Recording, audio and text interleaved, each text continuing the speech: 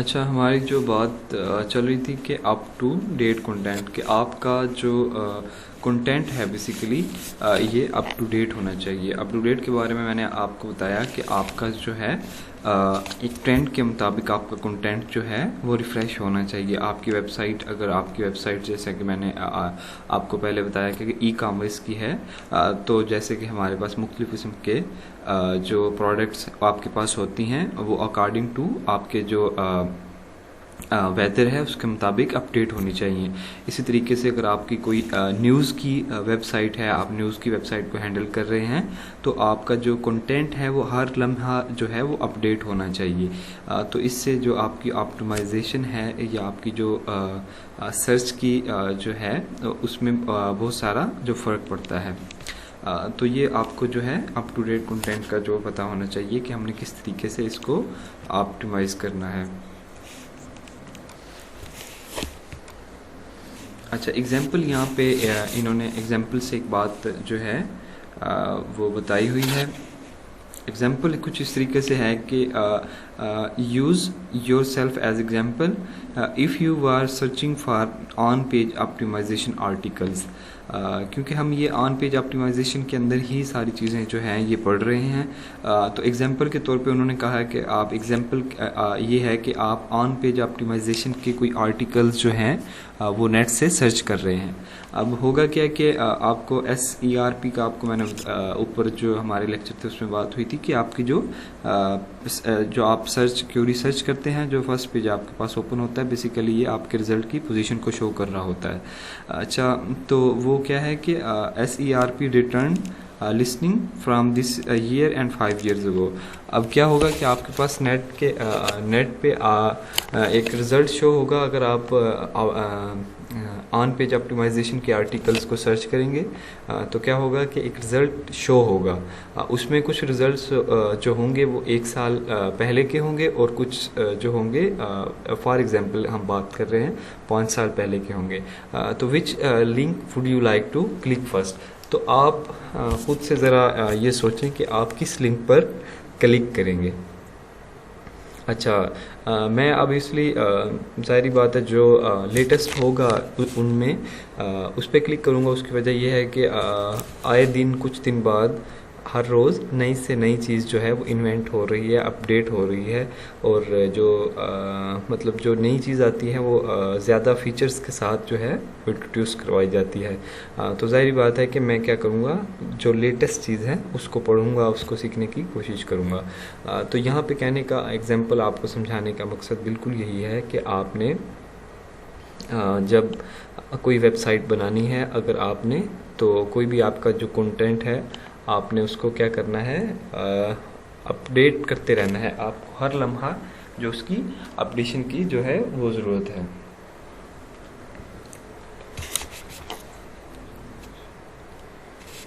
अच्छा, up to date content.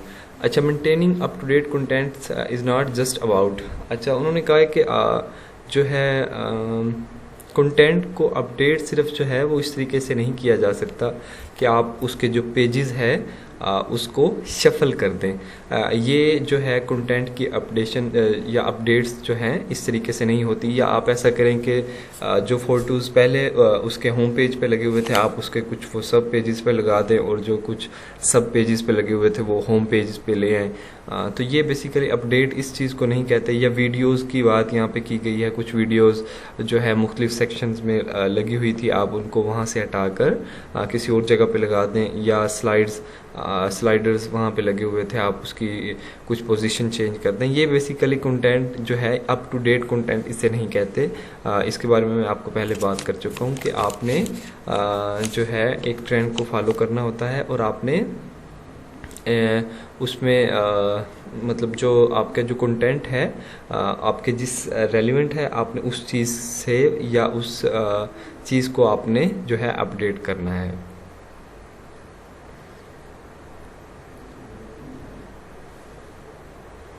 Optimising the technical mechanics of your page. अब यहाँ पे हम देखेंगे कि जो है कि आपने किस तरीके से ऑप्टिमाइज करना है टेक्निकल वे के अंदर।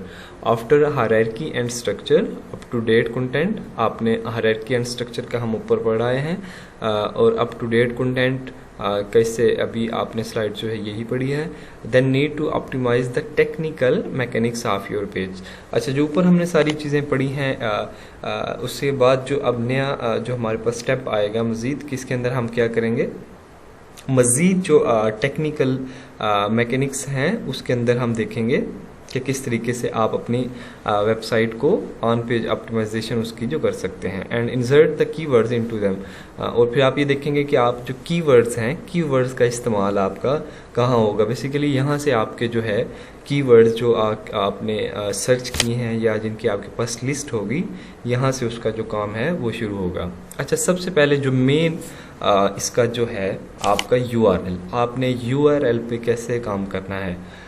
URL uniform resource locator, basically URL आपने सुना होगा, आप सब इससे बखूबी वाकिफ़ होंगे। URL यही है कि जो आप एक चीज़ का आप लिंक कह लें या एक कोई जो चीज़ आप सर्च करते हैं उसके पास आपके पास जो हो उसका वो लिंक कह लें आप, या जो उसके पास आपके पास होता है उसको क्या कहते हैं, URL, बेसिकली जो उनको यूनिकली आइडेंटिफाई करता है। अच्छा, अब हमने ऑन पेज ऑप्टिमाइजेशन में हमने ऑप्टिमाइज कैसे URL बनाना है या हम उस पर कैसे काम करेंगे, ये हम इसमें सब देखेंगे। अच्छा, uniform resource locator term a web address is a reference to a web. अच्छा, ये बेसिकली URL आपने वेबसाइट डेवलपमेंट के अंदर आपको अक्सर सुनने में मिलता है कि यूनिफॉर्म रिसोर्स लोकेटर या URL क्या चीज़ है। अच्छा, insert your chosen keywords into the URLs of each web page on your website। अब यहाँ पे हमने करना क्या है कि आपने जब keywords जो हैं वो एक चूज़ कर लिए, अब आपने हर पेज का जब आपने URL बनाना है तो उसके अंदर आपने क्या करना है, आपने जो कीवर्ड्स जो चूज़ किए हैं वो कीवर्ड्स आपने यूज़ करने हैं URLs के अंदर। किस तरीके से करने हैं वो हम देखेंगे अभी। अच्छा, URL identify what the page is about. Basically URL जो है वो ये बता रहा होता है कि आपका पेज जो है वो किसके मुतालिक है, कि आपके पेज के अंदर क्या है। जैसा कि मिसाल के तौर पर मैं आपको बताऊं कि आपका एक होम पेज है, उसका URL है, तो आपकी वेबसाइट का नेम या आपकी डोमेन का नेम और उसके आगे आपका एक होम लिखा होना चाहिए। या अगर आपका कोई सब कैटेगरी का कोई पेज है तो उसके अंदर आपको इसी तरीके से होम के आगे अगर कोई सब कैटेगरी है तो होम, उससे बाद उसकी सब कैटेगरी का नाम, इस तरीके से आपका जो है URL होना चाहिए। और वो कीवर्ड्स जो कि आपने सर्च किए हैं उस सब कैटेगरी के बारे में या होम पेज के बारे में, उसको आपने URL के अंदर हाइफन सिंबल के साथ उसको जो है इस्तेमाल करेंगे। तो ये बेसिकली URL है। मेक योर URL ऑप्टिमाइज, वही बात है कि आपने अपने URL को ऑप्टिमाइज बनाने की कोशिश करनी है। ऑन पेज ऑप्टिमाइजेशन की मैं फिर बात करूं, ऑन पेज ऑप्टिमाइजेशन बेसिकली यही है कि ऐसी स्ट्रेटजीज़ को फॉलो किया जाए जो कि वेबसाइट के या किसी भी आपके कंटेंट के टेक्निकल इश्यूज़ को ऑप्टिमाइज बनाए और उनको ताकि अगर वो ऑप्टिमाइज होंगे तो वो आपके यूज़र और सर्च इंजन दोनों के लिए जो है उनको आसानी होगी आपकी सर्चिंग में। और जो सर्च इंजन है वो क्या करेगा, आपका जो कंटेंट है या आपकी जो वेबसाइट है उसका रैंक जो है हाई कर देगा अगर आप इन स्ट्रेटजीज़ को फॉलो करेंगे। कुछ स्ट्रेटजीज़ है जो हम इससे पहले पढ़ चुके हैं, जैसा कि मैंने आपको स्टाइल एंड स्ट्रक्चर का जिक्र किया, फिर आपने अप टू डेट कंटेंट्स के बारे में अच्छे तरीके से पढ़ा, और अभी आप जो बात कर रहे हैं URL की बात कर रहे हैं कि आपने अपने URL को किस तरीके से ऑप्टिमाइज बनाना है। अच्छा, अब आपने URL को किस तरीके से इस पे काम शुरू करना है। सबसे पहले आपने ये काम करना है कि उसके अंदर URL के अंदर कोई कैपिटल जो है लेटर आपने कोशिश करनी है वो ना हो। आपने सारे जो है जो आप स्मॉल लेटर्स हैं उससे आपने जो है अपना कोशिश करनी है कि URL बनाया जाए। और top content in top folders, आपके जो बेसिकली ऐसा होता है आपकी डायरेक्टरीज जो सेट होती हैं, ठीक है, जैसे कि फोल्डर्स में या आपका जो डाटा जो है वो लोड होता है, तो आपने क्या करना है, जो टॉप का आपका कंटेंट होगा वो टॉप फोल्डर्स में उनको रखना है। अच्छा, यूज़ हाइफन्स, आपने पहले ये होता था, अभी भी होता है, इसमें बाज़ कहते हैं, बहरहाल आपने हाइफन्स को यूज़ करना है। अंडरस्कोर जो है आपने उससे सेपरेट नहीं करना कोई वर्ड, आपने हाइफन का लफ्ज़ जो है इसके अंदर यूआरएल के अंदर जो है वो इस्तेमाल करना है। आगे किस तरीके से यूआरएल होते हैं हम उस पर जो देखते हैं अभी इसको। अच्छा, आपने क्या करना है कि अंडरस्कोर इसके अंदर यूज़ नहीं करनी, हाइफन बेसिकली जो है वो यूज़ करना है। ये आपकी सर्च के लिए जो है वो बेहतर है और रीडेबल ज़्यादा है। अच्छा, यूआरएल्स मस्ट बी 100% रीडेबल।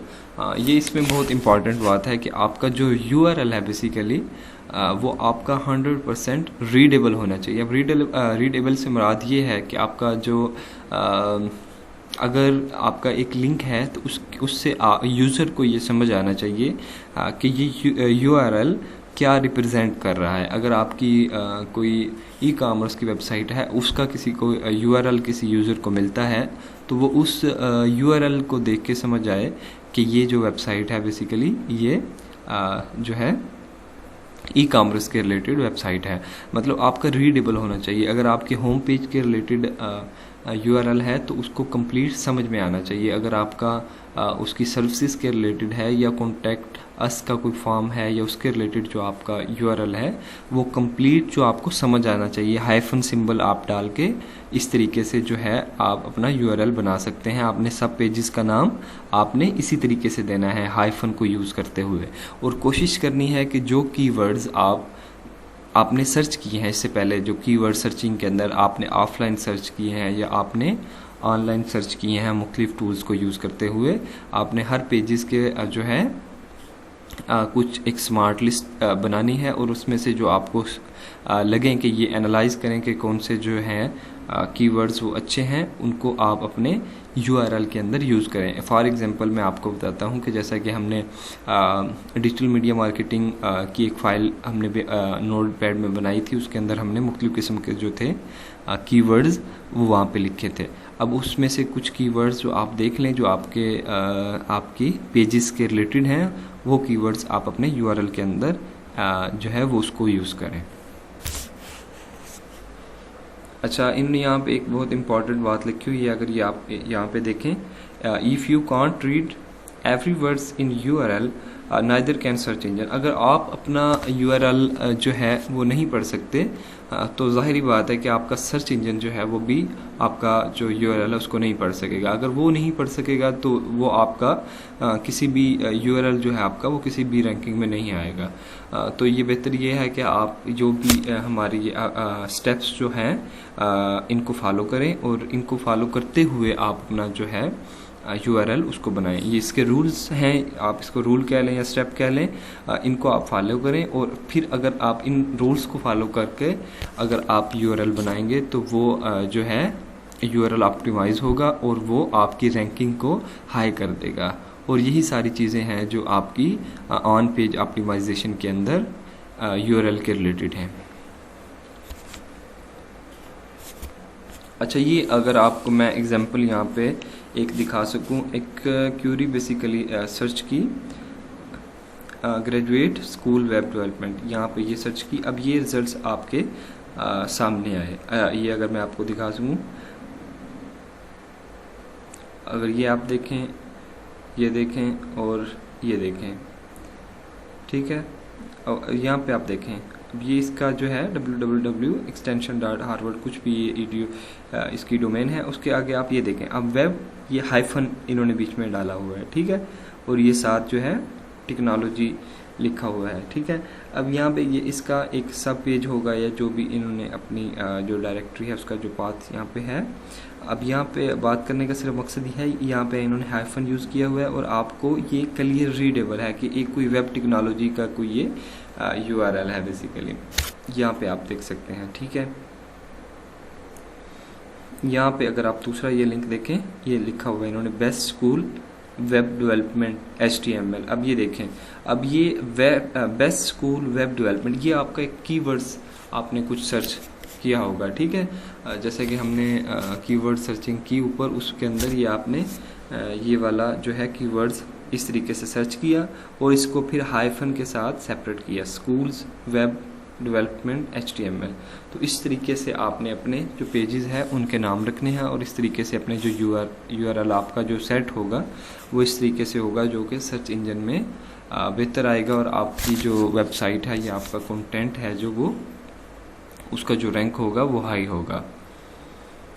अगर ये आप तीसरे पे गौर करें, ये भी आप वेब एप्लीकेशन और आगे ये हाइफन के साथ उन्होंने सेपरेट किया हुआ है। तो URL को अगर आपने अपना जब भी कोई वेबसाइट जब आप बनाएं तो उसके आप पेजेस इस तरीके से रखें, उसका URL आपने इस तरीके से सेट करना है कि आपके ये जो स्टेप्स हैं, no capital letters, top content in top folders, use hyphen, ठीक है, 100% रीडेबल होना चाहिए। इन स्टेप्स को आपने फॉलो करना है। अगर आप ये स्टेप्स जो हैं फॉलो करेंगे तो आपकी जो वेबसाइट का जो रैंक है वो हाई होगा। अच्छा, why URL optimisation is important if link was emailed और शेयर ऑन सोशल मीडिया। हाँ, ये एक बहुत इंपॉर्टेंट बात है। अक्सर आपने देखा होगा कि आपके आगे आप जाके ईमेल मार्केटिंग भी पढ़ेंगे और सोशल मीडिया मार्केटिंग पढ़ेंगे। उसमें क्या होता है कि आपके जो एक बेसिकली कैंपेन रन की जाती है, या आप ऐसा कह लें कि आपकी एक वेबसाइट है, ठीक है, आपकी एक ई-कॉमर्स की वेबसाइट है। आपने अब उसकी जो मार्केटिंग करनी है social media marketing, social media के थ्रू, फेसबुक के थ्रू, ट्विटर के थ्रू, यूट्यूब के थ्रू, मतलब इस तरीके से जो आपकी वेबसाइट्स हैं सोशल मीडिया की, ठीक है, फेसबुक के थ्रू अगर आपने अपनी मार्केटिंग करनी है तो उसके अंदर क्या होता है कि आपके मुख्तलिफ किस्म के ग्रुप्स होते हैं या पेजेस होते हैं, उसमें जो है लिंक्स शेयर किए जाते हैं। अब लिंक्स शेयर किए जाते हैं, अगर वो क्लियर रीडेबल होगा, यूज़र को समझ आएगा। अगर वहाँ पे ऐसे लिखा हो कि आपका ई-कॉमर्स वेबसाइट, शर्ट्स सेल, ये इस तरह के हाइफन यूज़ करते हुए एक URL होगा, तो यूज़र को ये पता चलेगा कि यार ये जो है जो लिंक है ये किस बारे में है, मैं इस पर क्लिक करूं तो मेरा मतलब अगर वो उसकी ऑडियंस वही होगी, कोई परचेज़ करना चाहेगा तो उस पर क्लिक कर देगा।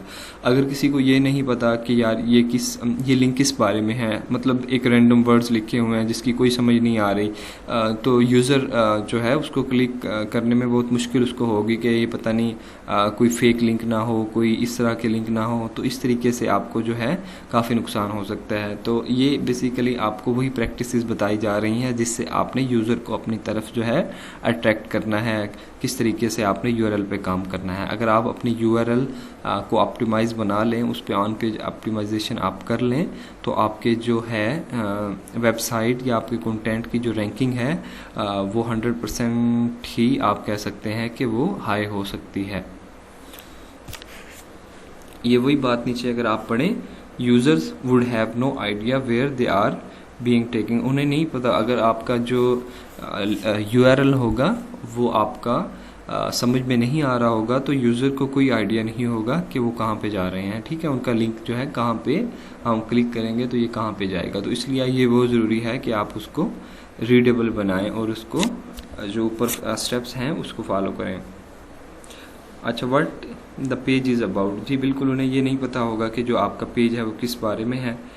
इन URL the link destination is clearly described, आपका जो URL है उसके अंदर क्या होना चाहिए, आपकी जो डेस्टिनेशन है बेसिकली वो क्लियरली डिफाइन होनी चाहिए। अगर मैं आपको ये एग्जांपल यहाँ पे दिखा सकूँ तो यहाँ पे इन्होंने लिखा हुआ है बेस्ट स्कूल वेब डेवलपमेंट। अब ये इसकी जो डेस्टिनेशन है, ठीक है, ये आप इसकी डोमेन आप ये कह लें कि इसकी डेस्टिनेशन है कि इसने यहाँ पे जाके इस लिंक ये URL यहाँ पे जाके ओपन होगा, बेस्ट स्कूल वेब डेवलपमेंट कोई उनका पेज होगा जहाँ पे जाके ये ओपन होगा, या वेब टेक्नोलॉजी अगर आप यहाँ पे देखें ऊपर तो ये यहाँ पे जाके जो लिंक है ये ओपन होगा। तो यहाँ पे इन्होंने बात करने का मकसद ये है कि आपको URL के अंदर डेस्टिनेशन है वो क्लियरली आपने जो है डिस्क्राइब की हो।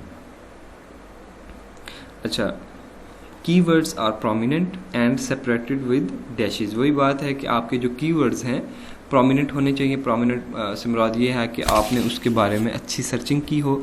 सर्चिंग आपको पता है कि आपने अब किस तरीके से करनी है। अगर आप इससे पहला लेक्चर अच्छे से सुने तो मेरे नहीं ख्याल कि आपको ये बात समझ में ना आए कि हमने कीवर्ड्स को किस तरीके से सर्च करना है। जब आपके पास एक बहुत मिकदार में कीवर्ड्स आ जाएं, फिर आप उनको एनालाइज करें और अपने यूआरएल के अंदर जो अच्छे आपके पास कीवर्ड सर्च हो जाएं तो उनमें से वो कीवर्ड्स जो हैं अपने यूआरएल के अंदर जो है यूज़ करें और उसको सेपरेट करें विद डैशेज या आप हाइफन उसको कह सकते हैं।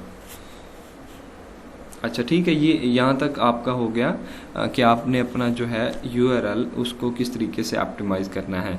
अगर आप पिछली थोड़ी चीज़ें रिमाइंड करते जाएं तो इससे आपको स्टेप बाय स्टेप जो है पता चलता जाएगा कि हम किस तरीके से अपनी जो वेबसाइट्स है या आप किस तरीके से ऑन पेज ऑप्टिमाइजेशन कर रहे हैं और उसके अंदर हमने क्या क्या पढ़ लिया है। जैसे कि आपने स्टाइल एंड स्ट्रक्चर पढ़ा और अप टू डेट कंटेंट पढ़ा किस तरीके से करना है। फिर अब आपने देखा कि आपने यूआरएल को किस तरीके से ऑप्टिमाइज़ बनाना है और इसकी मैंने आपको एग्जांपल भी दी और ये भी बताया कि अगर आप अपना यूआरएल ऑप्टिमाइज़ नहीं करते तो क्या होता है। ठीक है, अच्छा उसके बाद आ गया आपका पेज नेम। अच्छा अब पेज नेम है बेसिकली ये वेबसाइट के अंदर जो है आप चले गए हैं तो आपका वहाँ पे जो पेज नेम आपके जो शो होते हैं तो वो आपके पेज नेम आपने उस पर किस तरीके से काम करना है। You must name your page appropriately to ensure that they are, आपने इस बात को इंश्योर करना है कि जो आपके पेज नेम होंगे वो मीनिंगफुल होने चाहिए। ठीक है, मतलब आपके जो पेज है वो रेलिवेंट भी हो, relevant to the page content and meaningful भी होने चाहिए। अब मीनिंगफुल से यहाँ पे मीन ये है कि आपका अगर ई कॉमर्स की वेबसाइट है, आपने एक सर्विसेज जो है एक जो का नाम पेज का नाम सर्विसेज रखा। ठीक है, अब ये एक मीनिंगफुल नेम है। अगर जो आपकी ऑडियंस होगी या यूज़र होगा उसको ये बात पता होगी कि सर्विसेज के अंदर इस वेबसाइट की जो वो चीज़ें हमें प्रोवाइड कर रहे हैं वो चीज़ें हो सकती हैं। ठीक है, अब सर्विसेज से यही समझ आती है कि ये वेबसाइट क्या चीज़ जो है हमें सर्व कर रही है। अगर इसके सर्विसेज के बजाय हम इसका कोई अनमीनिंगफुल नाम रखते हैं, यहाँ पे कोई ऐसा नाम जिसका कोई मीनिंग ना हो या एक कोई मतलब उसको रेलिवेंट ना हो उस चीज़ के आपके कंटेंट से, तो इससे क्या होगा कि यूज़र को नहीं पता चलेगा कि मैं इस पर क्लिक करूँ तो मुझे आगे से क्या जो है वो ओपन होगा या यहाँ से मुझे क्या चीज़ मिलेगी। तो मकसद यही है कि आपको जो चीज़ है पेज का नेम है वो जो मीनिंगफुल होना चाहिए। जैसे कि आपने कॉन्टैक्ट अस का पेज बनाना है, ठीक है, आपने अब वहाँ पे लिखा कॉन्टैक्ट अस, अब ये मीनिंगफुल है। अगर कोई यूज़र होगा उसे ये पता होगा कि मैं यहाँ पे कॉन्टैक्ट कर सकता हूँ जो वेबसाइट का ऑनर है या इसको जो हैंडल कर रहे हैं उनसे। अगर आप कोई मतलब उसका मीनिंग ना रखें या कोई एक ऐसा नाम रख दें जिसका कोई मीनिंग ना हो और नीचे बेशक आपने कॉन्टैक्ट अस का जो है वो पेज बनाया हो, तो अगर उसका नाम आपने ऐसा नहीं रखा तो वहाँ से जो है आपकी ऑडियंस जो है बाउंस होना शुरू हो जाएगी। तो इसलिए आपने जो पेज का नाम है बेसिकली वो मीनिंगफुल रखना है और क्या करना है, कंटेंट के जो है वो रेलिवेंट होना चाहिए। अच्छा, page name act as a label, बिल्कुल वही बात है जिसके मैं ऊपर बात कर चुका हूँ कि आपका जो पेज नेम है बेसिकली वो क्या करता है कि एक लेबल के तौर पर शो होता है। अब लेबल से मुराद क्या है, आम रूटीन में अगर आप देखें, आप कोई भी चीज़ मार्केट से परचेज़ करने जाएं तो सबसे पहले आप उसका लेबल देखते हैं। अब लेबल से मुराद कोई भी एक चीज़ जो जिसका उसका जो नेम होता है बेसिकली वो उसका लेबल कहलाता है। अक्सर चीज़ें हम लेबल जो है वो देख के ले लेते हैं कि यार इसका ये लेबल है, ये चीज़ अच्छी है। आप शर्ट्स की बात कर लें, पैंट्स की बात कर लें, उसके आप लेबल देखते हैं कि कौन से ब्रांड की है। अब ब्रांड नेम इज़ योर जो है उसका होता है वो उसका आप लेबल नेम उसका कह लेते हैं, जो उस पर ऊपर जो है वो उसका नेम लिखा होता है। तो ये आपका पेज का नाम जो नेम है वो भी आपका एक लेबल के तौर पे यूज़ होता है। अगर आपका पेज का नेम जो है यूनिकली होगा या आपका मीनिंगफुल होगा, रेलिवेंट होगा, तो वो एक लेबल जो है वो बन जाता है। ठीक है, तो आपने इस तरह के जो आपने नेम रखना है, यूजुअली है 1 और 2 वर्ड्स। आपके जो पेज के नेम हैं वो बेसिकली 1 या 2 वर्ड्स के दरमियान होना चाहिए। अगर आपने अक्सर देखा होगा जो पेजेस के नेम होते हैं वो ज़्यादा वन और टू वर्ड्स के दरमियान होते हैं। जैसा कि आपने देखा होगा होम पेज एक वर्ड्स का है, सर्विसेज जो है एक वर्ड्स का है, ठीक है। कॉन्टैक्ट एस जो है एक पेज का है। फिर आप मुख्तलिफ कैटेगरीज या आप कैटेगरीज का एक पेज बना लेते हैं, एक वर्ड्स का है, ठीक है। ज़्यादा से ज़्यादा 2 या 1 वर्ड्स के दरमियान जो है आपका पेज होना चाहिए। अच्छा, ये आपका हो गया अब पेजेस के बारे में। इसके पहले आपने यूआरएल का पढ़ा, वो आपको अच्छे तरीके से समझ आना चाहिए। फिर आपने जब पेज बनाने हैं तो आपने क्या करना है, ये वाले जो स्टेप्स हैं आपने इनको फॉलो करना है ताकि आपके जो पेजेस हैं ऑप्टिमाइज बना सकें, आप उनको ऑप्टिमाइज बना सकें। हाँ, अब आपने इसी तरीके से जब आप अपने प्रोजेक्ट्स पे काम कर रहे होंगे तो आपने ये स्टेप्स सारे जो हैं वो ज़हन में रखने हैं। स्ट्रेटजीज जितनी भी हम यहाँ पे पढ़ रहे हैं आपने वो सारी अपनी जो है वो जहन में रखनी है कि किस तरीके से आपने अपने सबसे पहले आपने स्ट्रक्चर अपनी वेबसाइट कैसा बनाना है जो हमने यहाँ पे जिसको पढ़ा। फिर उसके बाद आपने कंटेंट को अपडेट करते रहना है। उसके बाद उसके यूआरएल को आपने ऑप्टिमाइज बनाना है। फिर उसके पेजेस जब आप बनाएं तो पेजेस में आपने जो ये स्टेप्स हैं इनको फॉलो करना है।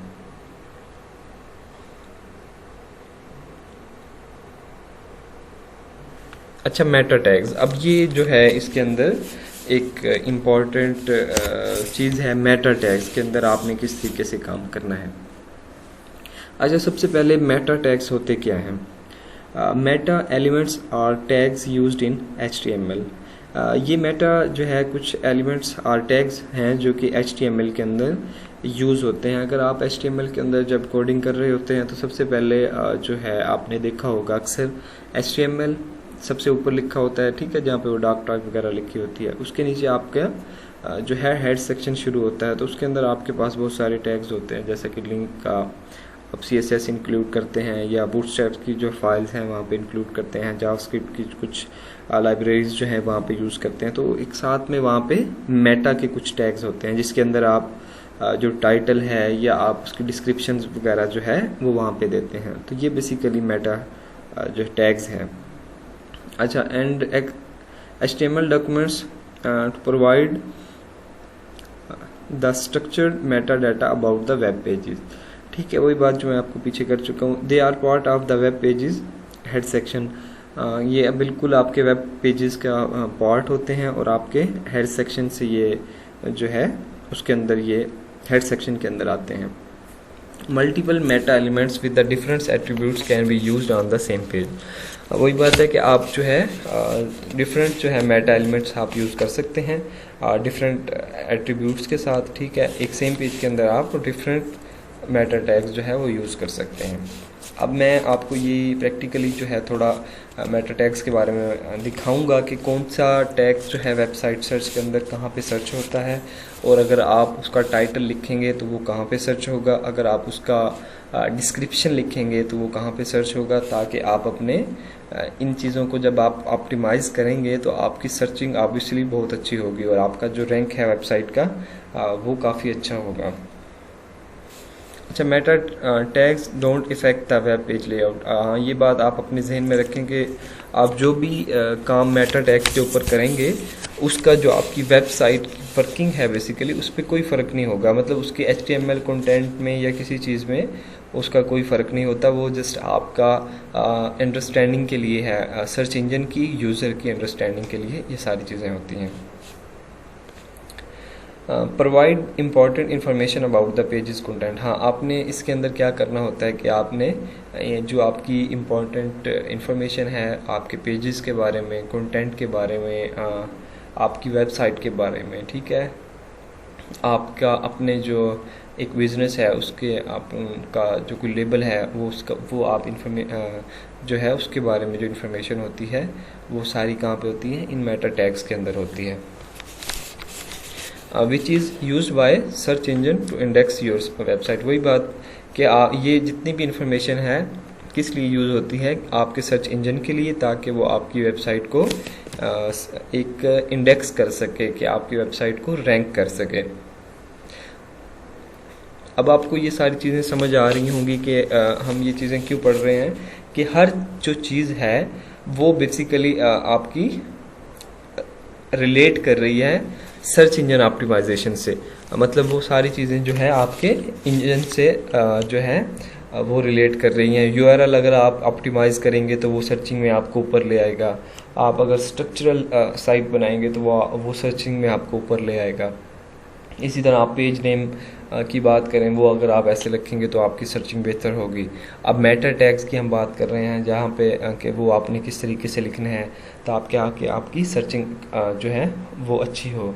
अब ये जितने भी सारे स्टेप हैं आगे भी अभी हम मज़ीद पढ़ेंगे। अगर आप ये सारे इन चीज़ों को फॉलो करें, आप यही रूल्स फॉलो करें, तो आपकी जो है वेबसाइट है वो ऑब्वियसली आपकी जो उसकी रैंकिंग है वो हाई होना शुरू हो जाएगी।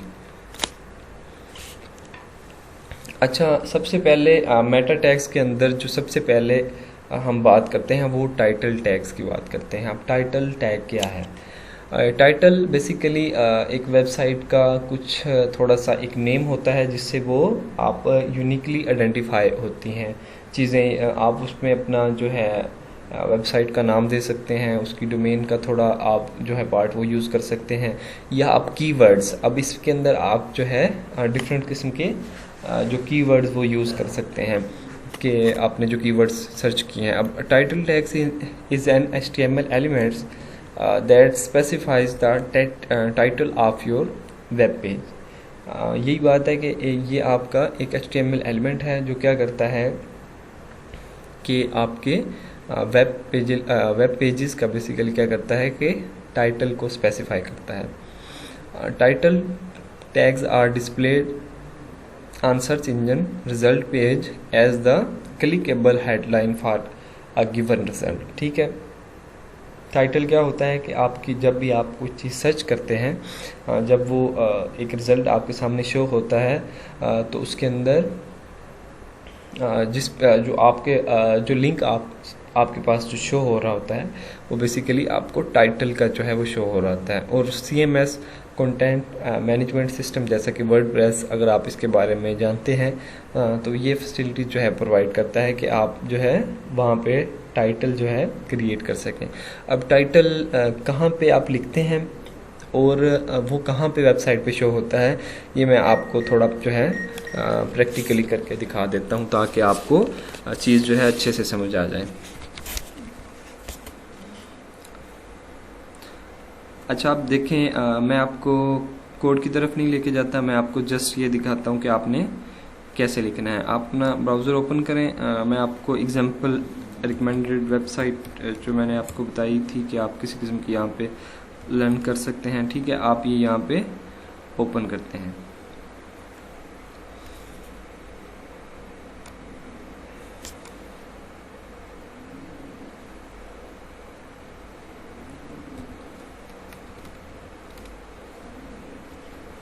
अब ये आप देखें, ये आपने W3 स्कूल्स जो है यहाँ पे आपने सर्च किया तो आपको ये चीज़ें हैं जो ये शो हुई। अब हम ये अगर आप देखें जिस पे मैंने क्लिक करना मैं चाह रहा हूँ, W3 schools online web tutorials, ये क्या है? ये बेसिकली आपका जो है ये टाइटल है। ठीक है, आपका टाइटल टैग्स है। अगर अब हम इसको देखेंगे कि आपने टाइटल्स टैग इन्होंने अपनी वेबसाइट के अंदर कहाँ पे और कैसे लिखा है। अगर आप ये देखें तो ये पहला जो इसका हिस्सा है W3 स्कूल्स, ये बेसिकली इनकी डोमेन नेम को फॉलो करता है। डोमेन नेम के बारे में अगर आप जानते हैं तो ठीक है, अगर नहीं जानते तो डोमेन नेम बेसिकली ये होता है कि आप जिस पे अपनी वेबसाइट को अपलोड करते हैं, जैसे कि facebook.com या इस तरीके से .com की .org की मुख्तलिफ किस्म की आपके पास डोमेन हो सकती हैं। अच्छा, ये W3 स्कूल्स इन्होंने अपने एक डोमेन का पार्ट रखा, उसके बाद इन्होंने ऑनलाइन वेब ट्यूटोरियल्स। अब ये ऑनलाइन वेब ट्यूटोरियल्स बेसिकली क्या है? इन्होंने एक कीवर्ड सर्च किया, उसको एनालाइज किया और ये जो कीवर्ड था इसकी सर्चिंग जो वॉल्यूम था वो हाई था, तो वो इन्होंने इसलिए अपने टाइटल के अंदर ये रखा। उसका सर्चिंग वॉल्यूम जानने के लिए बहुत सारे टूल्स मैंने आपको जो है कीवर्ड सर्च के बारे में मैं बता चुका हूँ, अब मैं उसका जिक्र नहीं करूँगा, लेकिन आप इससे पता चल सकता है कि आपको किस कीवर्ड्स का कितना वॉल्यूम है। ठीक है, अब हम ये देखेंगे कि इसका जो है लिंक जो है वो इन्होंने अपनी वेबसाइट के अंदर कहाँ पे दिया हुआ है। अब हम इस वेबसाइट को ओपन करते हैं, आप भी करें अपनी तो आप इसके व्यू सोर्स पे क्लिक करते हैं। ठीक है, आप अगर यहाँ पे आप फर्स्ट में देखें, सबसे पहले ऊपर ये लाइन आप देखें, टाइटल। ठीक है, अगर आप ये टाइटल देख रहे हैं तो आपको सही से समझ आ जाएगी कि आपका टाइटल जो है आपने कहाँ पे लिखना है और कैसे लिखना है। ठीक है, अब यहाँ पे आप देख लें, ये वही है जो आपके वहाँ पे शो हो रहा है, W3 स्कूल्स। उसके बाद इन्होंने मैंने ये आपको बताया कि डोमेन नेम है इनकी, और ये इन्होंने कोई एक ऑप्टिमाइज जो कीवर्ड है वो इसके अंदर यूज़ किया। ठीक है, ये आपका टाइटल है। अब आपको समझ लगी होगी कि आपने ये हेड सेक्शन के अंदर टाइटल को किस तरीके से लिखना है। आप कोशिश करें अपना डोमेन नेम यूज़ करें और एक कुछ अच्छा सा कीवर्ड्स जो मुख्तलिफ किस्म की सर्चिंग के बाद जो आप यूज़ करना चाहें वो आप यहाँ पे जो है यूज़ कर सकते हैं टाइटल के साथ।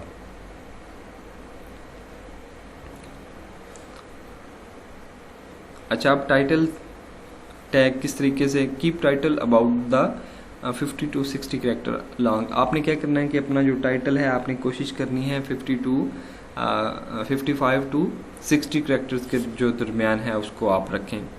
Use target keywords in title, हाँ यही बात जो मैं आपको बता चुका हूँ। जैसा कि यहाँ पे आपने जो टारगेट कीवर्ड हैं, जैसे ये इनका कुछ एक टारगेट ऑनलाइन वेब ट्यूटोरियल जो है ये एक टारगेट कीवर्ड्स हो सकता है। इसमें ये आप अपने जो है टाइटल के अंदर इसको यूज़ करें। Describe your page content in the best possible way, बिल्कुल यही बात है। आप कुछ थोड़ी सी लाइन में अपने पेज को डिस्क्राइब करें, एक अच्छे जितना भी पॉसिबल हो सकता है अच्छे तरीके से उसको डिस्क्राइब करें। ठीक है, राइट द यूनिक टाइटल, बिल्कुल ये बात है कि आप डुप्लीकेट, आपने किसी वेबसाइट की तरफ देखकर जो है वो अपना टाइटल नहीं लिखना। मिसाल के तौर पर ये मैंने आपको जो है वेबसाइट ओपन करके दिखाई। ठीक है, और ये आप ऐसा नहीं आपने करना कि यहाँ से ये कॉपी कर लें टाइटल इसका और आप भी कोई ट्यूटोरियल की वेबसाइट बनाएं, उस पर उसके टाइटल में आप यही वाला जो है वो यही वाला कॉपी कर दें।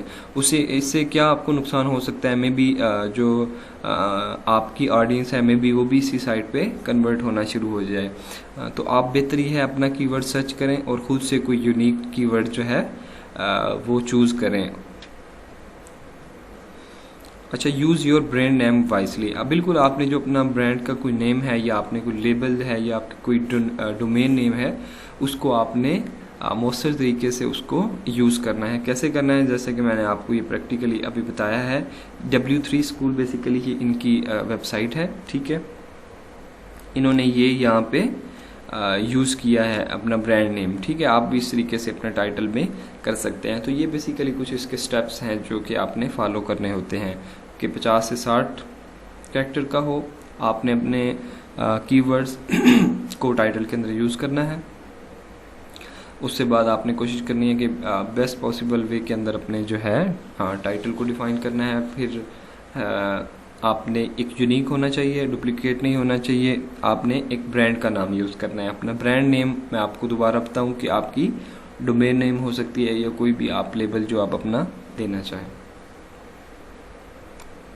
अच्छा, अब टाइटल्स के बाद आपने टाइटल को ऑप्टिमाइज़ जिस तरीके से करना है ये मैंने आपको बताया। अब मैं आपको बताऊंगा कि आपने किस तरीके से डिस्क्रिप्शन को बेसिकली जो है वो ऑप्टिमाइज़ करना है। अब डिस्क्रिप्शन क्या है कि कुछ वर्ड्स के अंदर समराइज वे के अंदर आपने आपने की जो भी आपकी वेबसाइट है या आपकी जो भी आपका कंटेंट है आपने उसको समराइज करना है कुछ लाइंस के अंदर, जिसको यूज़र पढ़ के 2 लाइन में उसको सारा ओवरव्यू समझ आ जाए कि आपकी वेबसाइट किस मुतल्लिक है बेसिकली। ठीक है, तो आपने डिस्क्रिप्शन कैसे यूज़ करनी, कहाँ यूज़ करनी है, ये मैं आपको इस स्लाइड में जो है वो सारा बताऊँगा।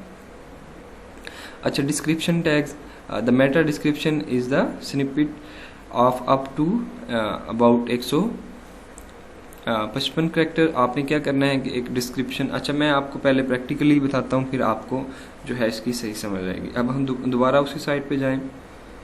अब ये अगर आप यहाँ पे देखें, ये the world largest web developer site W3school.com, the world largest web developer site tutorial reference, ठीक है। ये इनकी कुछ इन्होंने अपना जो है डिस्क्रिप्शन यहाँ पे शो की है। बेसिकली डिस्क्रिप्शन जब आप लिखेंगे तो आपके ये टाइटल के नीचे यहाँ पे शो होगी जब भी आप अपने वेबसाइट पे लिखेंगे। अब फ़र्ज़ करो मैं एक नया यूज़र हूँ, मैं जो है एक सर्च करता हूँ ट्यूटोरियल के लिए, मुझे यही साइट जो है वो सामने नज़र आती है। अब मुझे नहीं पता कि इसके अंदर क्या है, तो मैं सबसे पहले इसका टाइटल देख के मुझे समझ लगेगी कि ऑनलाइन वेब ट्यूटोरियल्स के नाम से ये वेबसाइट है, ठीक है। और ये क्या है कि इन्होंने लिखा हुआ है कि world largest web developer site है, कि मतलब ये दुनिया की सबसे बड़ी इन्होंने लिखा हुआ है कि हमारी ये जो है वेबसाइट है। तो आपने इसी तरीके से अपनी जो डिस्क्रिप्शन लिखनी है, ठीक है। अच्छा, डिस्क्रिप्शन कैसे लिखनी है और कहाँ लिखनी है ये मैं आपको बताता हूँ। अगर आप दोबारा ये कोड मैं ओपन करूँ, इसका सोर्स कोड, ठीक है। अगर आप यहाँ पे देखें,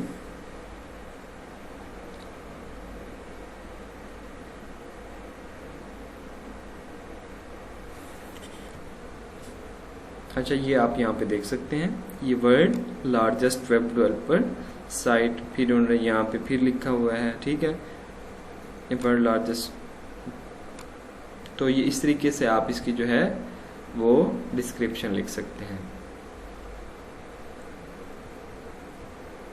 अच्छा, इन्होंने जैसा कि बताया कि 155 कैरेक्टर के दरमियान जो आपकी डिस्क्रिप्शन जो होनी चाहिए। Get your keywords in their, आपने बिल्कुल कीवर्ड्स का इस्तेमाल आपने कहीं भी नहीं छोड़ना, और आपके जो भी कीवर्ड्स हैं आपने उन्हें टाइटल में, यूआरएल के अंदर, पेज नेम के अंदर, और आपके जो इसी तरह के डिस्क्रिप्शन टैग हैं उसके अंदर आपने इसको यूज़ करना है। अच्छा, समराइज अ पेज कंटेंट, बिल्कुल आपने जो अपनी डिस्क्रिप्शन के अंदर क्या करना है कि एक समरी, आपने छोटी सी समरी जिससे आपकी वेबसाइट का जो है ओवरव्यू जो है वो समझ आ जाए, ठीक है।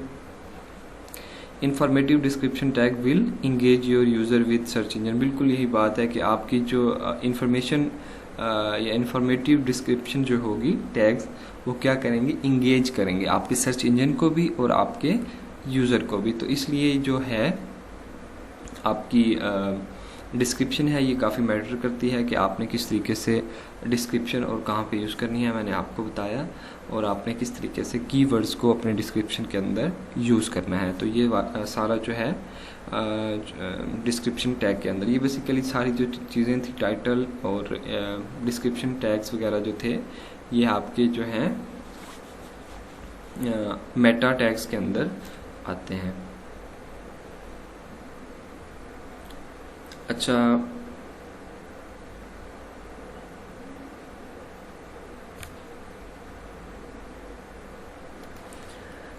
ये अब आपको जो है सारी चीज़ें अब समझ में आ रही होंगी कि हम किस तरीके से जो है, अभी तक हमने जो है काफ़ी सारी जो है ऑन पेज ऑप्टिमाइजेशन के अंदर चीज़ें देख ली हैं, जैसे कि स्ट्रक्चर हमने देखा, फिर हमने कंटेंट का देखा, अप टू डेट का, फिर यूआरएल का हमने देखा, फिर पेज टाइटल का देखा, फिर मेटा टैग्स का, फिर मेटा टैग्स के अंदर आपने जो है मुख्तलिफ किस्म की अभी डिस्क्रिप्शन देखी, ठीक है। इस तरीके से आपको ये सारी जो टेक्निक्स हैं आपने इनको स्टेप बाय स्टेप इसी तरीके से जब आप अपनी वेबसाइट्स बना रहे होंगे तो आपने इस तरीके से इनको जो है फॉलो करना है। अगर आप अपना प्रोफेशनल काम इसके अंदर स्टार्ट करें तो आपका ऑन पेज ऑप्टिमाइजेशन का ये काफ़ी सारा काम होता है। आप कोई भी किसी किस्म की जो वेबसाइट है उसकी एसईओ कर सकते हैं। एसईओ करने के लिए सारे टूल्स जो हैं कीवर्ड सर्चिंग के लिए जो आपको मैंने बताए हैं वो आप उसको यूज़ करें, और उसके बाद स्टेप बाय स्टेप इसी तरीके से उनकी जो वेबसाइट है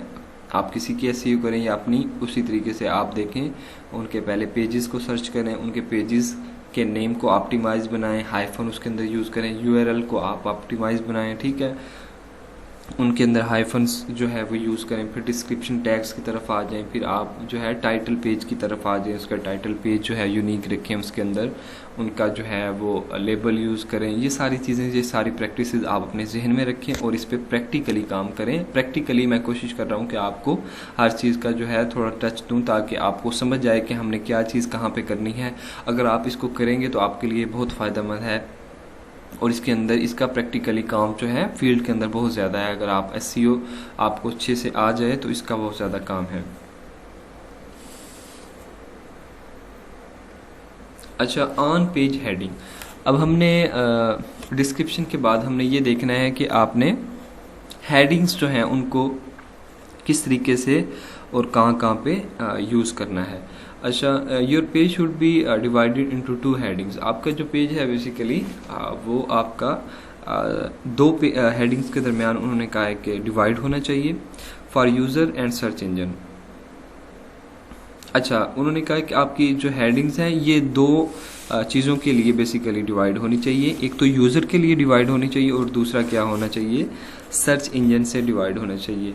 अच्छा, H1 to H6 indicate the most important part of your web page. Basically H1 और H6 अगर आप HTML पढ़ चुके हैं या पढ़ रहे हैं तो इसके अंदर आपने देखा होगा या आपने जब काम किया होगा, H1 से H6 तक हेडिंग्स के जो है मुख्तलिफ किस्म के टैग्स हैं। ठीक है, H1 से H6 तक your primary heading should be H1। आपकी जो वेबसाइट है उसके अंदर जो आपकी एक मेन हेडिंग्स जो है वो आपकी H1 होनी चाहिए और वो आपने कोशिश करनी है कि पेज के अंदर जो आपकी प्राइमरी हेडिंग है वो बेसिकली एक हो, आपकी जो मेन हेडिंग है वो H1 हो और पेज के अंदर आपकी H1 जो नहीं होनी चाहिए। अच्छा, उसकी जो सब हेडिंग है वो हो सकती हैं, आप होम पेज में एक H1 यूज़ कर लें और अगर आपने कुछ सब हेडिंग किसी की यूज़ करनी है तो उसके लिए आप H2 का इस्तेमाल करें। ठीक है, और इसी तरीके से उसकी आप सब जो है हेडिंग्स बना सकते हैं। अच्छा, उन्होंने कहा search engine look at heading two. हाँ बिल्कुल, ये सर्च इंजन जो है आपकी हेडिंग को भी बिल्कुल वो लुक कर रहा होता है कि आपकी हेडिंग को बेसिकली वो समझ रहा होता है। अच्छा, ये एक आपको एग्जांपल यहाँ पे दिखाई गई है। अगर आप अपना कोर्स पैक देखें तो मैं आपको ये बार बार आपको एक बात कह रहा हूँ कि ये जितना आपका कोर्स है जो मैं आपको यहाँ पढ़ा रहा हूँ, ये आपके सारा जो कोर्स है ये एक आपका जो कोर्स वर्क है वहाँ से लिया गया है और आप जो है इसको कोर्स वर्क से अपना कोर्स पैक से आप इसको पढ़ सकते हैं। ये जितनी सारी चीज़ें आपको जो है स्लाइड्स के अंदर मैं पढ़ा रहा हूँ, ये सारी चीज़ें आपको आपके कोर्स के अंदर मिलेंगी। अच्छा, ऑन पेज हेडिंग की यहाँ पे इन्होंने एक एग्जांपल दी हुई है। अगर आप देखें कि एक कोई वेबसाइट है professional diploma in digital marketing में, अब यहाँ पे इन्होंने एक हेडिंग यूज़ की है। ठीक है, ये आप हेडिंग देख सकते हैं। अब ये हेडिंग जो है आपने कैसे देनी है, आपने कीवर्ड सर्चिंग, फिर वही बात जो हमारी मैंने आपको शुरू के अंदर बताया था, कीवर्ड सर्च पे हमने टाइम इसलिए ज़्यादा लगाया है कि कीवर्ड सर्च पे जितनी भी चीज़ें आपकी आगे ये हो रही हैं, ठीक है, डिस्क्रिप्शन के आपने बारे में पढ़ा, टाइटल के बारे में पढ़ा, ये सारी क्या हो रही है, बेस किस चीज़ पे कर रही हैं, आपकी कीवर्ड सर्च पे कर रही हैं जो कि आपने कीवर्ड सर्च किए। अब हेडिंग की जब हम बात कर रहे हैं तो हेडिंग के अंदर भी क्या है, आपका जो आपने हेडिंग H1 लगाई है, इसके अंदर भी आपके कीवर्ड जो आपने सर्च किए हुए थे वो यूज़ हो रहे हैं। अगर आप देखें professional diploma in digital marketing, ये बेसिकली एक कीवर्ड हो सकता है, आपने इसको H1 पे यूज़ किया। अब ये इन्होंने यहाँ पे आपको बताने का सिर्फ मकसद ये है कि आपने यहाँ पे H1 यूज़ किया, अब उसी पेज के अंदर आपने एक H2 यूज़ की। यहाँ भी आप H1 यूज़ कर सकते थे, लेकिन आपने पिछले जो रूल्स हैं यहाँ पे देखना है कि जो primary heading should be H1। आपकी जो प्राइमरी हेडिंग है बेसिकली क्या होना चाहिए, वो H1 होनी चाहिए और जो आपकी नीचे फिर जो है वो सब हेडिंग्स होनी चाहिए मुख्तलिफ। यहाँ पे आप देख सकते हैं कि आपकी जो है ये जो है सब हेडिंग है H2। ठीक है, तो इस तरीके से आपने जो है हेडिंग्स को लेकर चलना है अपने पेज के अंदर। इससे पहले शायद आपको इस बात का आइडिया ना हो कि आपने हेडिंग्स, बाज़ ये होता है कि आपने एक हेडिंग H1 लगा दी, फिर H3 पे चले गए, 4 पे चले गए, फिर कहीं पे H3 यूज़ कर दी, H2 यूज़ कर दी अपनी मर्ज़ी से। तो ये बेसिकली ऐसे नहीं होता। You have to follow the structure of your website. तो आपने क्या करना होता है कि आपने वेबसाइट का जो स्ट्रक्चर है या आपको जो रूल्स हैं वो आपको फॉलो करने होते हैं। अगर आप अपनी SEO करना चाहते हैं, साइट्स को ऑप्टिमाइज़ बनाना चाहते हैं, उसका रैंक हाई करना चाहते हैं, तो ये जो जितनी स्ट्रेटजीज़ हैं आपको वो ये स्ट्रेटजी जो है आपको फॉलो करना ज़रूरी होंगी। अगर आप ये करेंगे तो आप एक SEO एक्सपर्ट बन सकते हैं, अगर ये सारी स्ट्रेटजीज आप जो हैं वो फॉलो करेंगे। अच्छा, ऑन पेज हेडिंग। अच्छा, first paragraph under H1 lies your first paragraph, ठीक है। आपने अपने फर्स्ट जो आपका पैराग्राफ होगा आपने उसके अंदर आप अपनी H1 को यूज़ कर सकते हैं। Your chosen keyword should be written in the first line of the text. मैं आपको ये बात बता चुका हूँ, आप यहाँ पे देख सकते हैं, ठीक है। आपका ये फर्स्ट पैराग्राफ है, आपने इसके अंदर H1 को यूज़ किया और आपने क्या करना है कि यहाँ पे जो आपने कीवर्ड्स बेसिकली जो चूज़ आपने किए थे उसका आपने यहाँ पे इस्तेमाल करना है, ठीक है। यहाँ पे इतने हिस्से पे या आप अपनी H1 यहाँ पे लगा सकते हैं और यहाँ पे अपने कीवर्ड का यूज़ करें, ठीक है। अच्छा, user scan the first few words on every page. ये बहुत इंपॉर्टेंट बात है कि जब भी आप कोई वेबसाइट ओपन करते हैं तो यूज़र क्या करता है कि एक स्कैनिंग करता है जल्दी से वेबसाइट की। आप भी अक्सर ये इस बात को समझते हो कि जब भी आप कोई वेबसाइट ओपन करते हैं आप जल्दी से देखते हैं, जब भी आप किसी न्यू वेबसाइट पे जाएं कि इसके अंदर क्या चीज़ है, ठीक है। वो फर्स्ट जो है वो स्कैन करता है। तो आपने क्या करना है कि अपनी वेबसाइट को हेडिंग को ऑप्टिमाइज बनाना है, which determine whether or not they will be bounce. हाँ बिल्कुल, हेडिंग आपकी जो है वो एक अच्छे कीवर्ड्स होने चाहिए, सर्च कीवर्ड आप करें वहाँ पे लिखें। और ये एक यूज़र जब उसको स्कैन करता है तो ये चीज़ पे मैटर करती है कि वो आपकी वेबसाइट को जो बाउंस करेगा या वहाँ पे ठहरेगा, ठीक है। ये चीज़ इसके अंदर बहुत इंपॉर्टेंट है। तो आपने किस तरीके से हेडिंग को लिखना है ये मैं आपको बता चुका हूँ कि सबसे पहले आपने एक मेन हेडिंग लगानी है जिसके अंदर आपने कीवर्ड्स का इस्तेमाल करना है, फिर आपने उसके आगे मज़ीद जो है सब हेडिंग्स लगानी है, ठीक है, जिसके अंदर आप अपने कीवर्ड्स का इस्तेमाल कर सकते हैं। मेन जो प्राइमरी हेडिंग होगी वो आपके पास एक होगी H1, फिर H2, फिर इसी तरीके से सब और हेडिंग H3 और इसी तरह सो ऑन जितनी आप। अच्छा, बॉडी ऑफ टेक्स्ट। अब बात आ गई हेडिंग की, हमने बात कर ली। अब आपका जो जो बॉडी का टेक्स्ट है ये कैसा होना चाहिए, ठीक है।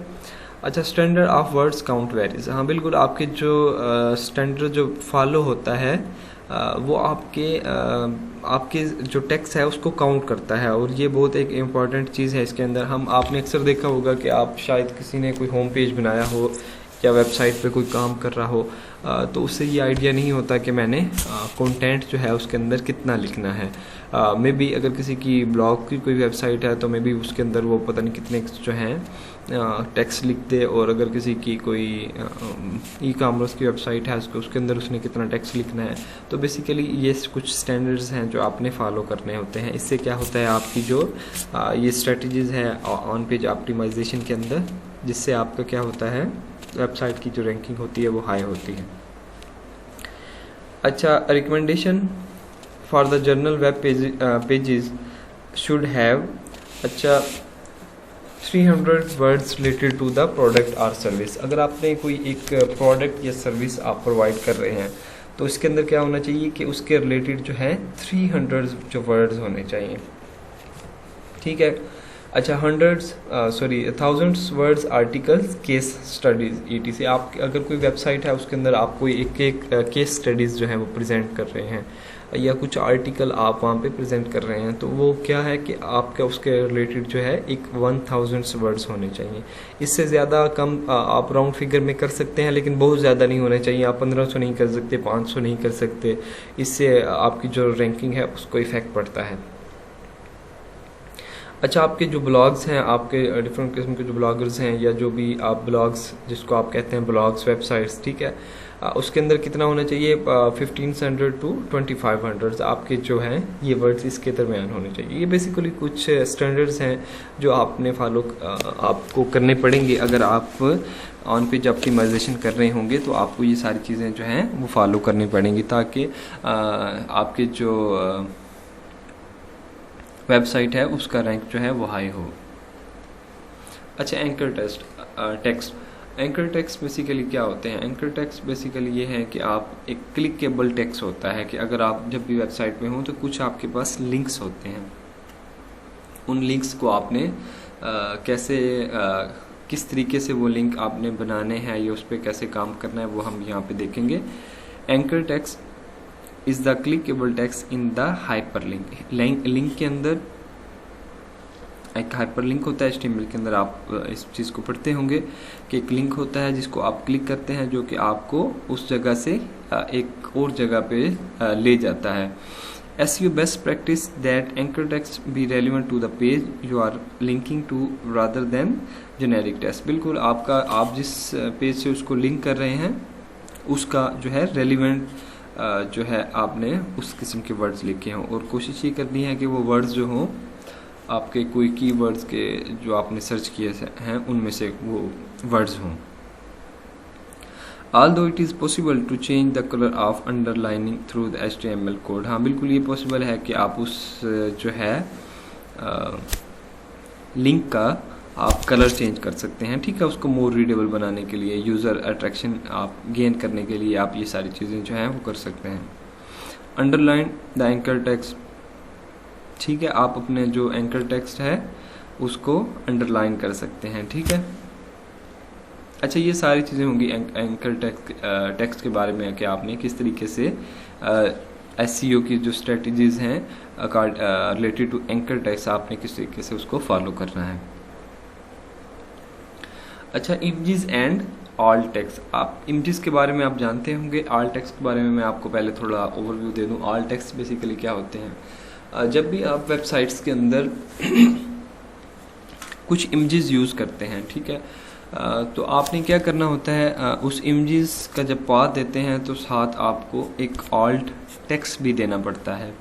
अगर वो ऑप्शनल होता है, अगर आप दे दें तो उससे ये होगा कि आपकी जो ऑप्टिमाइजेशन है, सर्च इंजन ऑप्टिमाइजेशन है, वो बेहतर होगी। अब ऑल्ट टेक्स्ट होता क्या है, अगर आप वेबसाइट में आपने एक इमेज जो है वो आपने इंसर्ट की और अगर वो किसी वजह से आपकी इमेज लोड नहीं होती, ठीक है, तो ऑल्ट टेक्स्ट का मकसद ये है, अगर आप ऑल्ट टेक्स्ट वहाँ पे लगाएंगे, इसका मकसद है अल्टरनेटिव टेक्स्ट, उस इमेज की जगह वो टेक्स्ट लिखा आ जाएगा, ठीक है। फर्स्ट को इमेज का नेम आप वहाँ पे ऑल्ट टेक्स्ट में लिख देते हैं, अगर आपकी वहाँ पे इमेज शो नहीं होती तो वो ऑल्ट टेक्स्ट जो है उस इमेज की जगह शो होगा। तो वो आपने किस तरीके से उसका टेक्स्ट लिखना है हम इसमें ये देखेंगे। अच्छा, alt text stand for alternative text, मैं आपको बता चुका हूँ कि इसका मतलब है alternative text. It act as a alternative the image, बिल्कुल इमेज की अल्टरनेटिव तौर पे ये जो है टेक्स्ट यूज़ होता है। Its purpose is to describe the image both for the user and search engine, बिल्कुल इसका मकसद बेसिकली ये है कि सर्च इंजन और यूज़र को एक बेहतर समझ आए कि ये क्या इमेज है, ये इमेज किस रिलेटेड है। अच्छा, search engine uses all text to determine what the image is about, बिल्कुल आपका जो सर्च इंजन है वो ऑल टेक्स्ट को इसलिए यूज़ करता है कि उसको पता चल सके कि ये इमेज जो है किस रिलेटेड है, ठीक है। अगर आप आपने ई कॉमर्स की वेबसाइट बनाई है, ठीक है, उसके अंदर आप टी-शर्ट्स हैं, उसके आप इमेजेस के साथ जब इमेजेस लगाते हैं, ऑल टेक्स्ट कीवर्ड सर्च करके इमेजेस के वहाँ पे आप ऑल टेक्स्ट उसके बारे में इमेजेस को डिफाइन करने के लिए लिख सकते हैं। वो आपकी जो रैंकिंग है उसको भी इफेक्ट करेगा और आपका सर्च इंजन है उसको समझने में आसानी होगी कि ये जो है ये किस चीज़ के बारे में है। बिल्कुल which can improve your ranking, ये आपकी रैंकिंग को बिल्कुल इम्प्रूव करेगा। 4 to 6 वर्ड, बिल्कुल आपने क्या करना है कि आप जब ऑल्ट टेक्स्ट लिखें तो उसकी जो लेंथ कोशिश करें 4 to 6 वर्ड होनी चाहिए। इंसर्ट कीवर्ड्स, बिल्कुल आप अपने जो कीवर्ड्स हैं उसको उसके अंदर एम्बेड करें। अच्छा, सोशल शेयरिंग सोशल शेयरिंग के बारे में मैं आपको इससे पहले भी हमारी बात हुई है कि जब भी आप का कोई URLs जब बन जाते हैं तो आपने क्या करने होते हैं कि उनको शेयर करते हैं। अब आपने क्या करना चाहिए, build your page to easily shareable. हाँ, आपने पेजेस ऐसे बनाने हैं अपने कि वो इजीली शेयर हो, उसमें किसी किस्म की कोई रिस्ट्रिक्शन ना हो, प्राइवेट ना हो या कोई किसी किस्म की कोई ये ना हो कि जब आप उसको पब्लिक में शेयर करें उस पर कुछ कंटेंट हाइड हो जाए, ठीक है।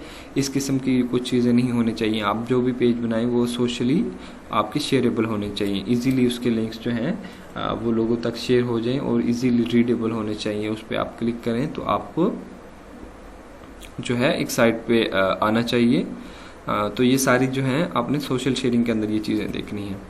अच्छा, प्रोवाइड द शेयरेबल लिंक, बिल्कुल वही आपकी जो लिंक है वो शेयरेबल होने चाहिए कि आपकी लिंक को वहाँ से कोई कॉपी कर सके या उसको शेयर कर सके। आप अक्सर देखें कि जो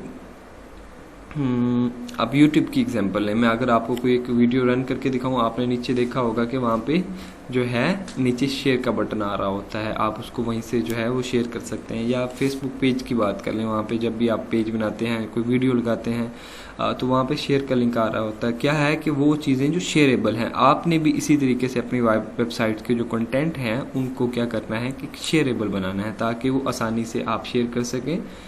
तो इस तरीके से आपने उस पर काम करना है। This helps with the building a digital way by getting the people, बिल्कुल यही है कि आप सोशल मीडिया के ज़रिए, फेसबुक के ज़रिए आप जो है यूज़र को मोर यूज़र गेट कर सकते हैं। वो इसी तरीके से गेट करेंगे कि ताकि आपके जो लिंक्स हैं वो शेयर हो सकें।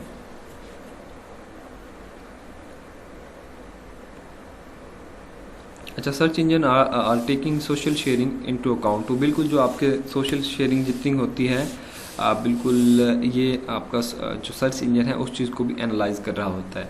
अब यहाँ पे आपको मेरी एक बात शायद याद आए, क्लास के अंदर मैंने आपको एक मशीन लर्निंग का बताया था कि व्हाट इज़ मशीन लर्निंग, और मैंने शायद आपको ये भी कहा था कि इसके बारे में सर्च करके आइएगा, क्योंकि मैं समझता हूँ कि ये सारी चीज़ें हैं ये सारी मशीन लर्निंग के अंदर हो रही हैं। आपका सर्च इंजन जो है हर वक्त आपके ब्राउज़र से आपका डाटा जो है वो वहाँ से लर्न कर रहा होता है कि आप किस किस्म की जो सर्चिंग कर रहे हैं, यूज़र कौन कितने जो है सोशल शेयरिंग कर रहे हैं, कितने लिंक शेयर हो रहे हैं। ये बेसिकली आपके हर वक्त जो सिस्टम है वो लर्न कर रहे होते हैं और बार बार उसकी ट्रेनिंग हो रही होती है। आर्टिफिशियल इंटेलिजेंस के अंदर ये बेसिकली मशीन लर्निंग का ये काम है कि किस तरीके से आपका सर्च इंजन को ये सारी चीज़ें जो पता चल रही होती हैं बार बार जो वो अपडेट्स हो रही हैं।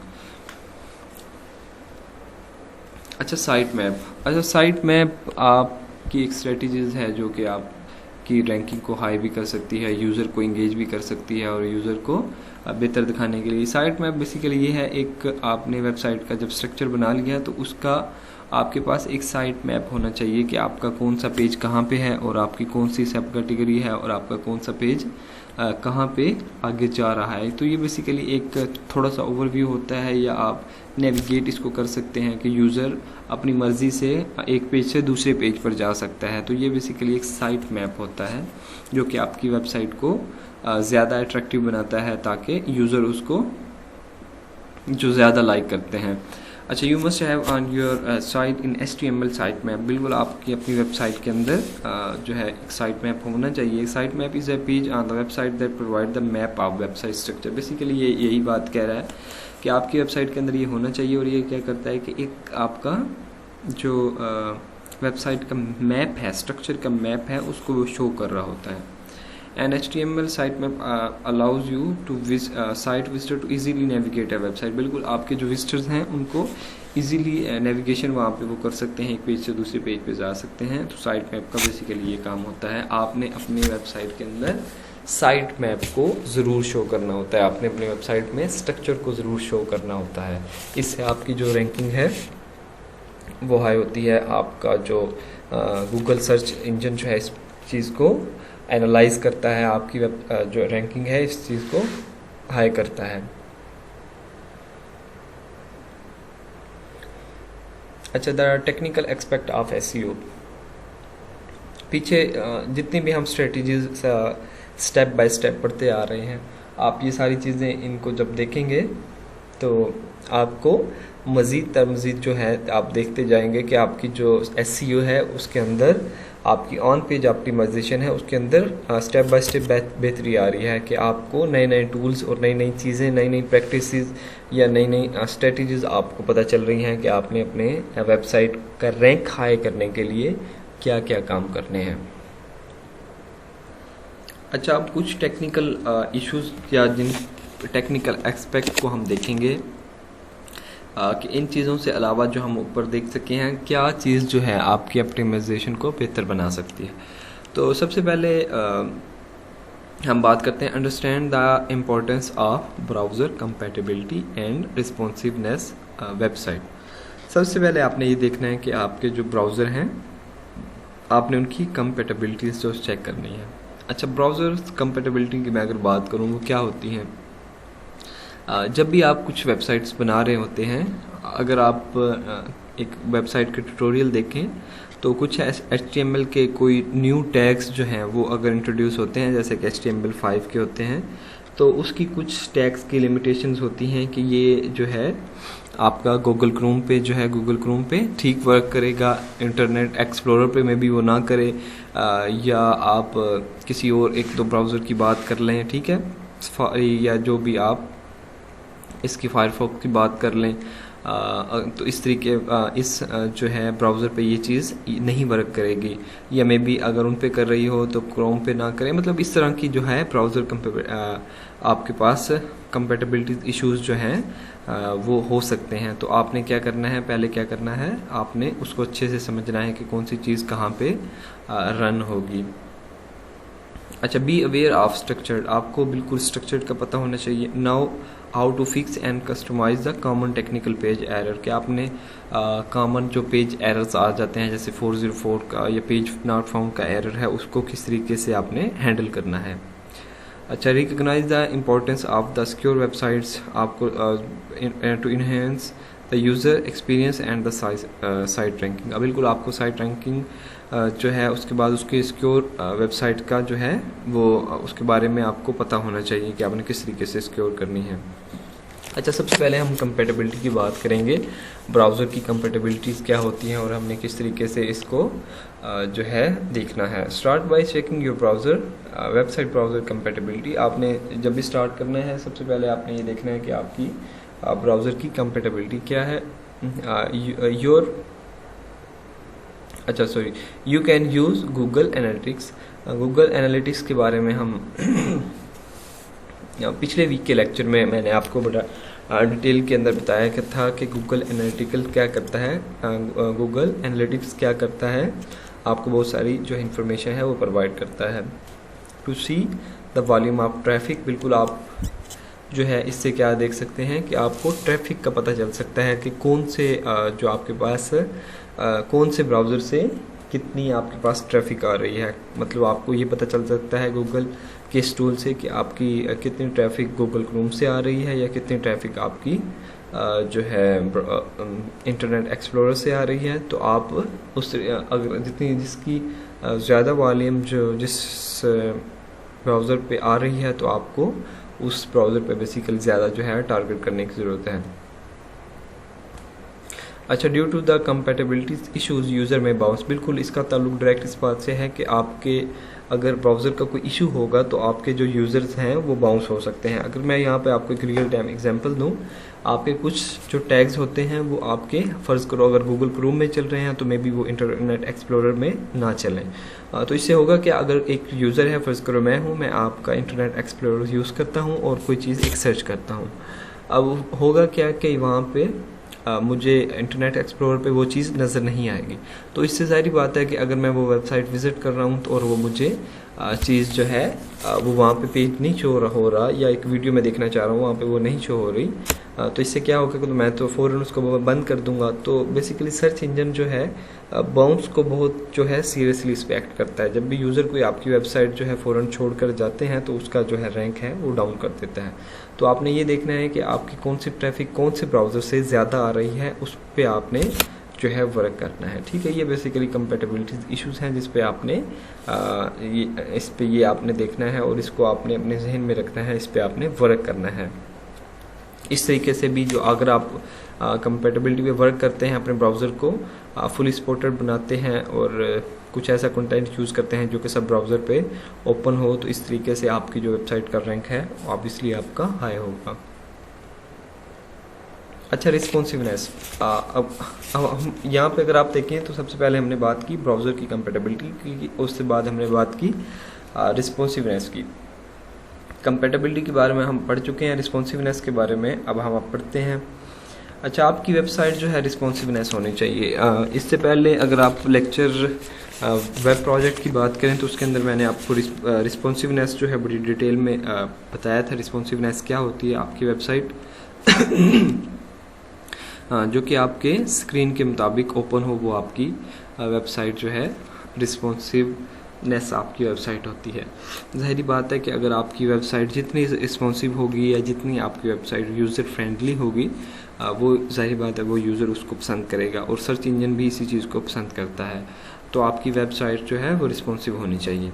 अच्छा, responsive websites have become widely expected by user and search engine. बिल्कुल यूज़र और सर्च इंजन दोनों इस चीज़ की बड़ी डिमांड करते हैं कि आपकी जो वेबसाइट है रिस्पॉन्सिवनेस होनी चाहिए। इसीलिए मैंने आपको कहा था कि जो आपके प्रोजेक्ट्स में जो मज़ीद हम वर्क करेंगे वो आप रिस्पॉन्सिव डिज़ाइन की तरफ हम जो है उस पर वर्क करेंगे। अच्छा, Google is giving much greater preference to the website that are responsive. Google बिल्कुल इस चीज़ को प्रेफर करता है कि आपकी जो वेबसाइट है वो रिस्पॉन्सिव होनी चाहिए। अच्छा, responsive website expand according to the screen.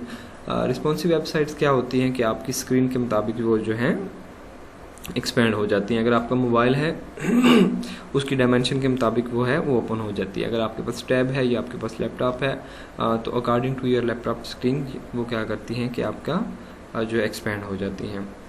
Google mobile friendly test tool. अच्छा, यहाँ पे एक गूगल का जो है एक टूल जो है वो इन्होंने यहाँ पे जिक्र किया है। मैं आपको प्रैक्टिकली करके दिखा देता हूँ कि आप किस तरीके से अपनी वेबसाइट को चेक कर सकते हैं कि वो कितना रिस्पॉन्सिव है या रिस्पॉन्सिवनेस उसकी कैसे है। अच्छा, ये एक टूल है। आप अगर अपना कोर्स पैक देखें तो यहाँ पे फिगर 2.11 के नाम से इन्होंने यहाँ पे एक एग्जांपल से शो करवाया है। ठीक है, ये आपके पास मोबाइल में ये चीज़ शो हो रही है कि आपने किस तरीके से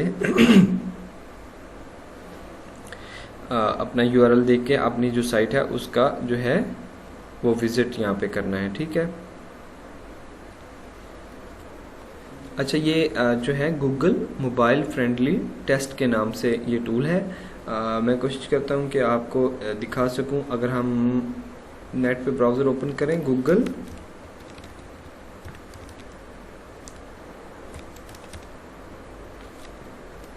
मोबाइल फ्रेंडली टेस्ट, ठीक है, ये यहाँ पे मैं ओपन करता हूँ और जो अच्छा यहाँ पे ये डायरेक्ट जो यहाँ पे मैं इसका लिंक दूंगा। अगर मैं एक वेबसाइट, ठीक है, कोई भी एक एंटर करता हूँ, ये मेरी एक वेबसाइट है छोटी सी, ये इसकी डोमेन नेम है www.myclassfellows.com। सॉरी, गैस नहीं आएगा इसका। अच्छा, मैं यहाँ पे अब टेस्ट करता हूँ। ठीक है, अब ये इसकी मुझे रिस्पॉन्सिवनेस शो करेगा। अगर मैं आपको यहाँ पे दिखा सकूँ, ये भी इसको एनालाइज करेगा और क्या करेगा कि आपकी page can not found, sorry, www.myclassfellows.com। अच्छा, ये यहाँ पे आप देख सकते हैं, ये मेरी एक छोटी सी वेबसाइट थी जो कि मैंने अपनी ये यूनिवर्सिटी में जब मैं पढ़ता था उस वक्त बनाई थी। ठीक है, ये आप देख सकते हैं, ये बिल्कुल रिस्पॉन्सिव है। आपके मोबाइल की ये स्क्रीन है जिसकी डिमेंशन यहाँ पे तो शो तो नहीं है, लेकिन यहाँ पे ये आपकी मोबाइल की स्क्रीन के मुताबिक जो है वो ओपन हुई है। ठीक है, आप अपना ये टूल है, आप ये टूल इसको देख लें, मोबाइल फ्रेंडली टेस्ट गूगल की तरफ से ये टूल है जो कि आपकी वेबसाइट के अंदर सॉरी आपके कोर्स पैक के अंदर मेंशन है। आप इस तरीके से अपनी वेबसाइट बनाएं और उसको इस टूल पे इसका URL दें। मैंने आपको कैसे देते हैं वो करके दिखाया। फिर वो एनालाइज करने के बाद आपकी वेबसाइट को बता देता है कि इसकी जो आपकी किस तरीके से आपकी जो है नज़र आ रही है वेबसाइट, ठीक है, उसका व्यू कैसे है। तो इस तरीके से आप उसकी रिस्पॉन्सिवनेस है जो वो चेक कर सकते हैं।